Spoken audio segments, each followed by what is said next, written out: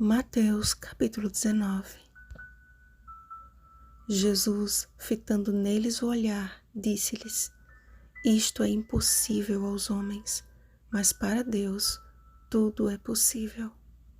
Versículo 26. A jornada terrestre de Jesus incluía constantes viagens em busca das ovelhas perdidas da casa de Israel. Multidões o seguiam e ele as curava. E entre ensinamentos e curas, Jesus também era experimentado pelos fariseus, que frequentemente o interrogavam acerca de questões da lei.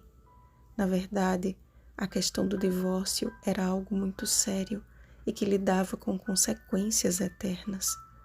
O repúdio tornou-se algo corriqueiro, como bem disseram os fariseus, por qualquer motivo, sendo que Moisés o permitiu, na condição de ter achado o marido coisa indecente na mulher, Deuteronômio capítulo 24, versículo 1, justamente na tentativa de evitar a prática do divórcio por causa da dureza de coração do povo.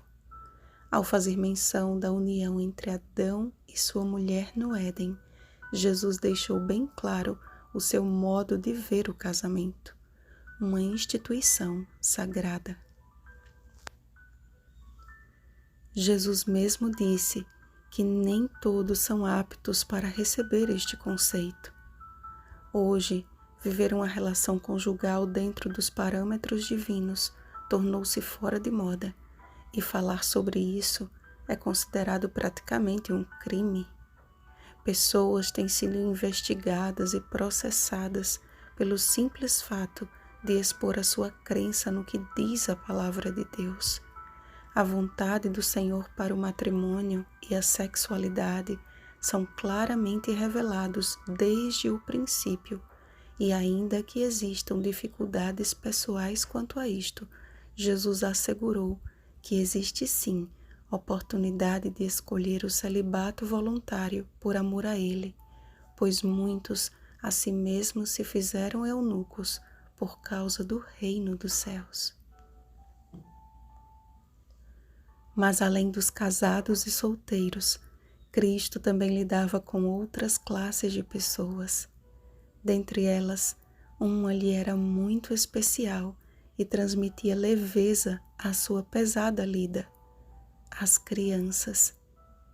A empatia, simplicidade e sinceridade dos pequeninos enchia o coração do Mestre de uma doçura singular. E a fim de que seus discípulos pudessem desfrutar de semelhante bênção, declarou: Deixai os pequeninos, não os embaraceis de vir a mim, porque dos tais é o reino dos céus. Entre seus ouvintes, porém, estava alguém que tentava assimilar todos esses ensinamentos e cujo coração se enterneceu ao ver Jesus recebendo crianças com tanto carinho. O jovem rico havia aprendido em sua infância a guardar os mandamentos, mas nunca tinha associado a obediência com o amor. À sua pergunta: Mestre, que farei eu de bom para alcançar a vida eterna? Primeiro, Jesus deixou bem claro que bom só existe um. Portanto, é a bondade de Deus que deve estar em evidência e é ela que nos conduz ao arrependimento. Romanos capítulo 2, versículo 4. O primeiro passo na direção do reino dos céus. Em seguida, Jesus apresentou a guarda dos mandamentos como um passaporte para a vida. Se queres, porém, entrar na vida, guarda os mandamentos. Como escreveu o salmista: Nunca me esquecerei dos teus preceitos, visto que por eles me tens dado vida. Salmo 119, versículo 93. Citando os mandamentos relativos ao amor ao próximo, Jesus falou o que o mancebo com facilidade assegurou observar, mas que nunca havia aprendido a amar. O perfeito caráter que Deus requer de seus filhos é a disposição em ouvir e praticar as suas palavras. Leia Gênesis capítulo 17, versículo 1, Mateus capítulo 5, versículo 48 e 2 Timóteo capítulo 3, versículo 17. O pedido que ele fez ao jovem rico pode ser replicado na vida de qualquer pessoa, ainda que o objeto a ser abandonado seja diferente. Jesus pode estar lhe dizendo hoje: se queres ser perfeito, abandone a pornografia, depois vem e segue-me. Se queres ser perfeita, exclua esta rede social que em nada lhe edifica, depois vem e segue-me. Se queres ser perfeito, abandone esses jogos, séries e filmes que estão manchando o seu caráter, depois vem e segue-me.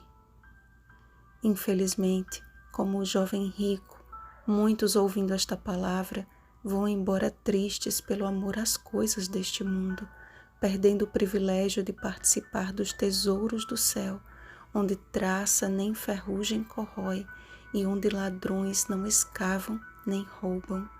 Mateus capítulo 6, versículo 20. A verdadeira riqueza está em uma vida de santificação no Espírito.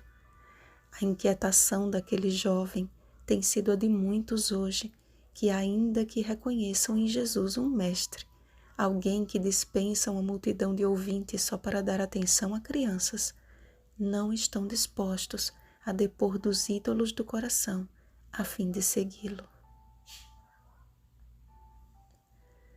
Guardar os mandamentos não se trata de uma imposição dada por um Deus arbitrário, mas de uma proteção dada por um Deus amoroso.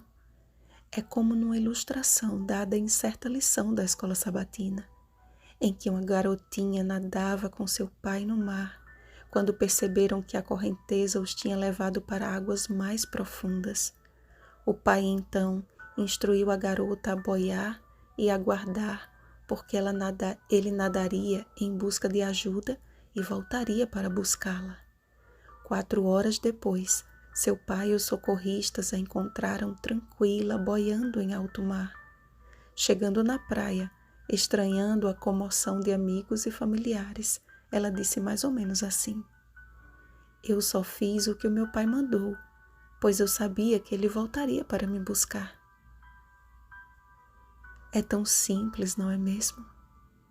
Que tal experimentarmos esta maneira infantil, mas tão sábia, de aguardarmos o Pai vir nos buscar? Não se trata apenas de obediência, mas de um relacionamento de amor e confiança com Deus.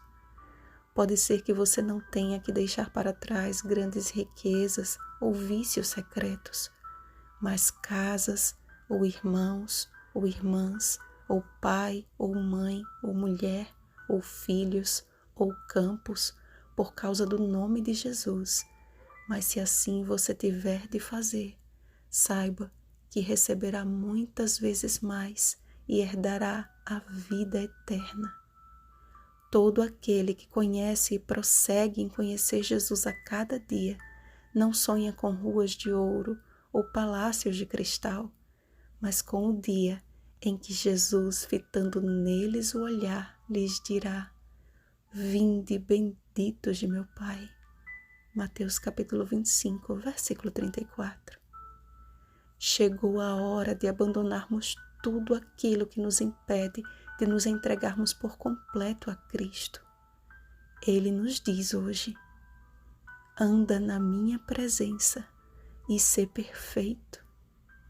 Gênesis capítulo 17, versículo 1. Vigiemos e oremos. Bom dia, perfeitos pela graça. Rosana Garcia Barros.